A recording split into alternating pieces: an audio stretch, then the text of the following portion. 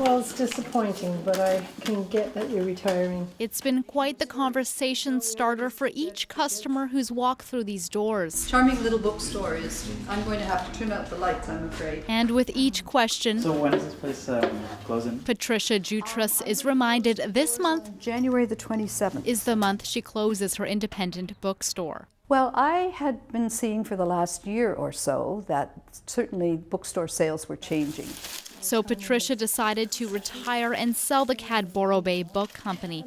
She's had about 12 serious inquiries, but couldn't find anyone willing to commit to the small shop. The bottom line of this bookstore was really you have to do it for the love of the books.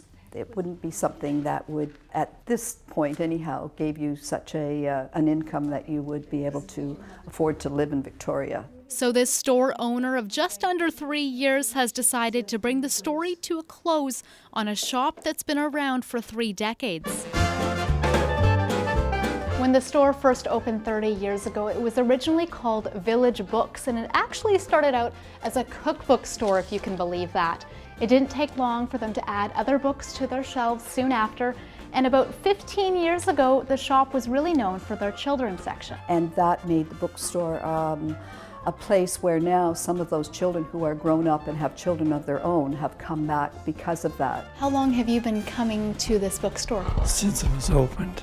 30 years ago. Yeah. And it's those loyal customers Patricia says she'll miss the most. And thank you for these. That is absolutely fabulous. How's your garden?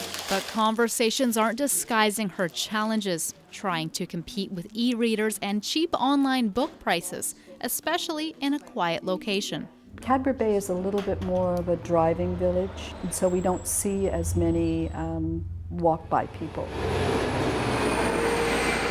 So we checked out another independent bookstore, Russell Books, bustling with foot traffic downtown on Fort Street. I mean, that's what they say in Business 101, right? It's location, location, location. Now the job is to keep everything organized. With 12-foot-high shelves and rows of books, Russell Books co-owner Andrea Minter attributes part of their success to the ambiance they've created. We are able to stay afloat and be able to increase our profits every year because of our customers that we have that come into our store, and because of our staff, and because of the quality of books and the quantity of books that we have. Over 80% of Russell Books stock is used. Their new books are often sold at a discounted price, and they even carry rare books, like this first edition Dr. Seuss that's worth $1,500. So I had, over the years, thought about used books. I certainly think that that's one category that makes a lot of sense to people, but I didn't jump on the bandwagon with that. So perhaps selling used books is the secret to staying alive in this changing industry.